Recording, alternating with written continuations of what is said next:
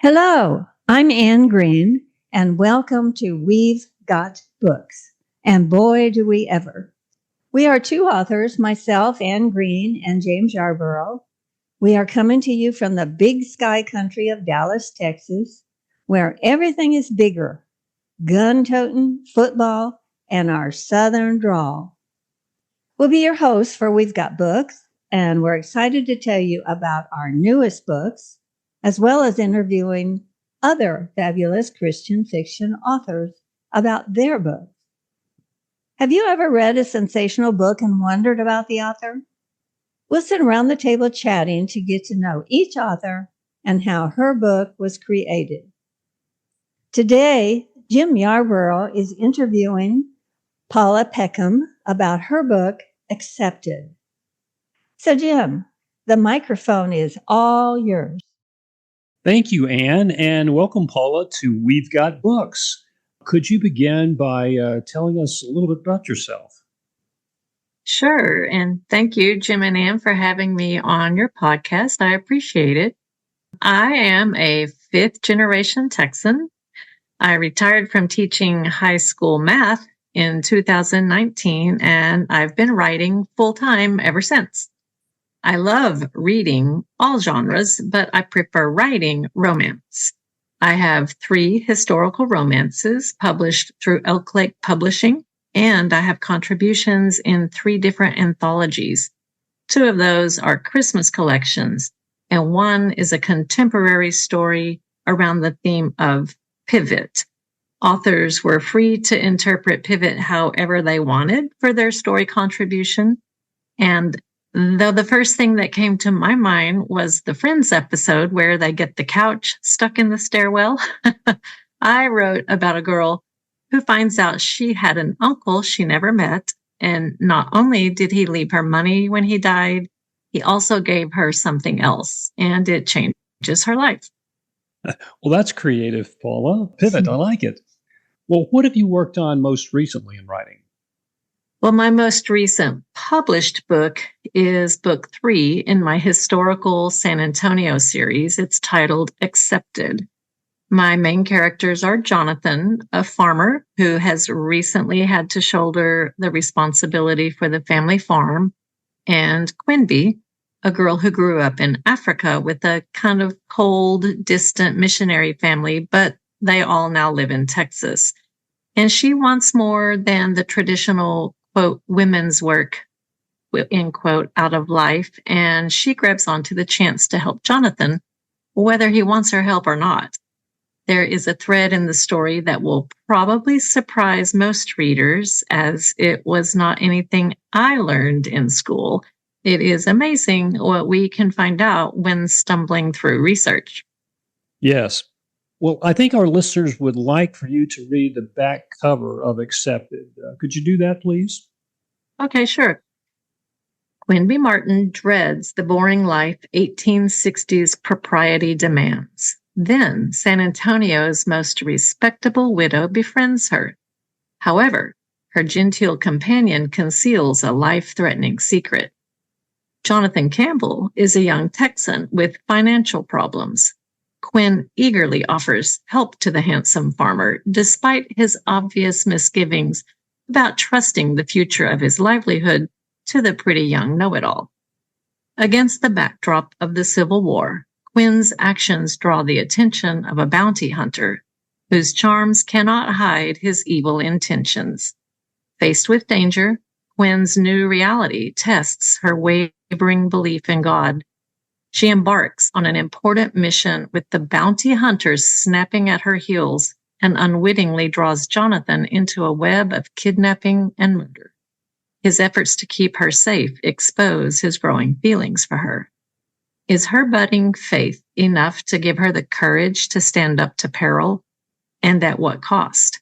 Join the characters in the 3rd book in the San Antonio series and immerse yourself in the world of the Texas frontier. That certainly sounds like an exciting plot. What is your book's takeaway? Well, I think I would like my readers to realize that Accepted explores the themes of forgiveness and trusting in God. Quinby learns to let go of bitterness, which allows God's love to fill her present with goodness and guide her future. Jonathan also learns to trust God with his struggles of self-confidence and realizes he is worthy of love. Well, those are certainly deep themes, so thanks for sharing that, Paula. People in this fallen world need encouragement, certainly. I know our listeners would like to hear an excerpt from Accepted. Would you mind reading one? Oh, sure. Thank you. I'd love to. Now, I do want to throw in a caveat here. There is a German character, so we're just all going to pretend I know how to speak with a German accent, okay? Okay. All right. Both teams had turned the corner at the far end of the 75-acre field and headed back his way. He whistled to catch the attention of the men and swung the basket through the air. "Lunchtime, boys," he hollered. A field this large took a while to prepare, and they were on a schedule, but they had to stop to refuel their bodies now and again. By the time they reached him, he had the contents spread across the ground. 6 sandwiches made with thick pieces of homemade bread and a hefty slice of ham came wrapped in a dishcloth. A glass jar held fermented sauerkraut his mother put up last fall. Jonathan shook out equal portions onto tin plates he found in the basket's bottom. A jug held milk, and a second carried water from their well. A plate of cookies lay on the bottom of the basket, a sweet dessert to finish the meal. When the men joined him, Jonathan bowed his head and gave a prayer of thanks for the food. They sprawled on the grass, enjoying the chance to rest. Life burgeoned busily around them as spring woke the earth.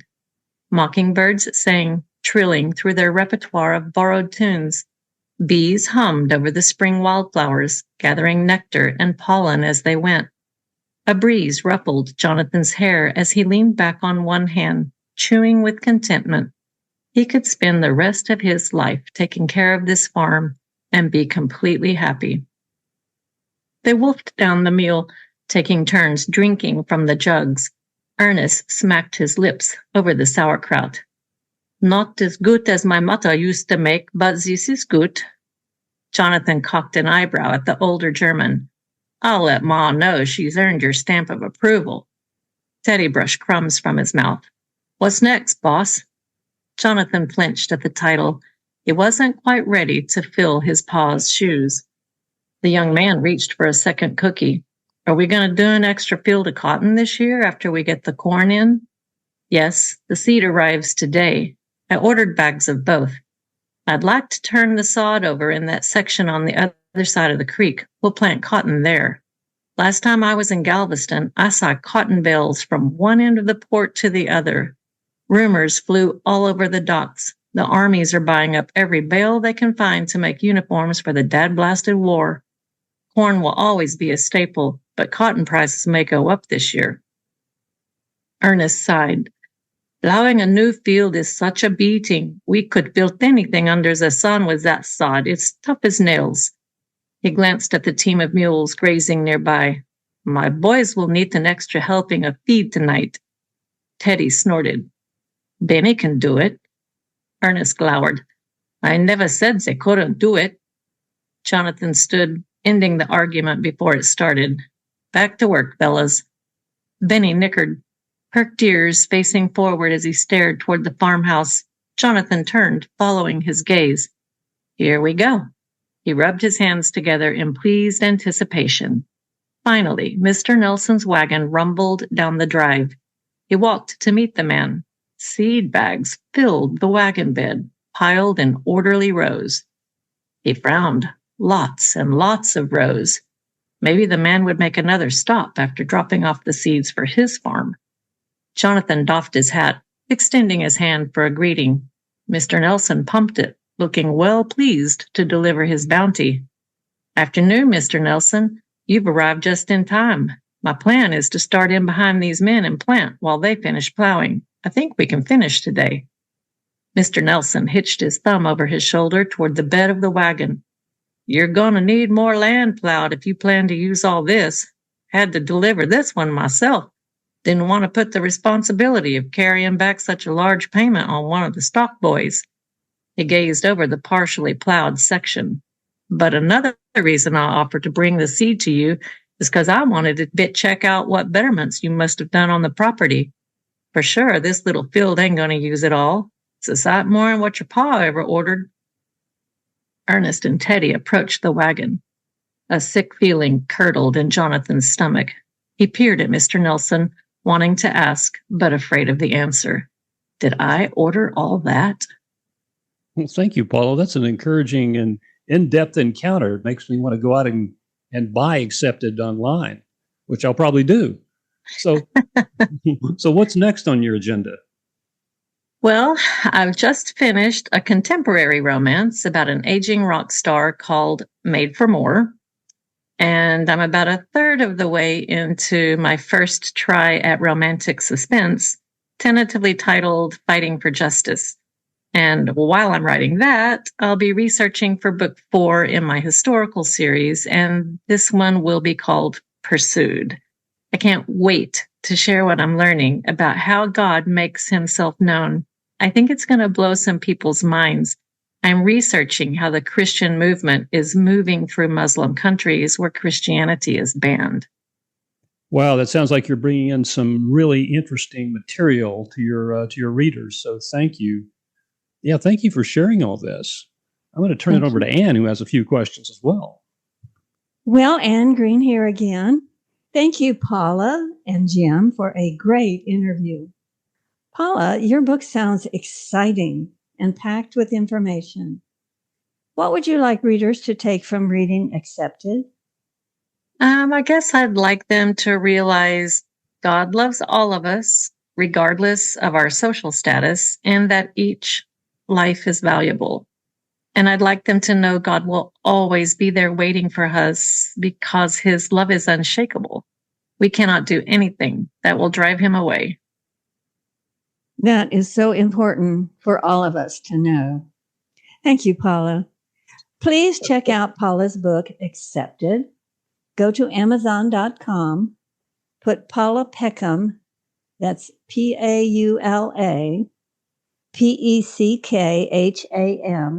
in the search bar, and her book, Accepted. And while you're there, check out Paula's other books. She writes historical and contemporary romance and suspense. Please tell our listeners if you have a website or someplace they can contact you personally, Paula. Sure, I'd love to hear from my readers. I do have a website. It's Paula Peckham, and again, that's Peckham.com. Each post has a story, then a section about books, either mine or reviews of books I've read, and finally a section on writing tips for my author followers. And I'd love for y'all to subscribe to that. Also, publishers like to see lots of followers on the various social media platforms. So if you're on Threads, Instagram, Facebook, or TikTok, I'd love for you to follow me there. I do occasional giveaways and often reach out with questions or polls for my readers to help me with. It's fun connecting. Well, listeners, we're so glad you joined us, and we'd love to hear from you. You can find all the books we mentioned on Amazon. Look up the author's name and the book they discussed. We loved having you and hope you meet with us next week when we will spotlight well-known author Barbara Britton. You won't want to miss her exciting interview. Also, don't forget to go to buzzsprout.com. That's BUZZSPROUT.com. And enjoy some of our 40 other podcasts with different authors. You're sure to discover a new author to you or your favorite author's newest book. So this is Anne Green with James Yarborough saying goodbye for now and read a good book for education, entertainment, or pure escapism. And we hope you'll choose a book you learned about on one of our podcasts. See you next time.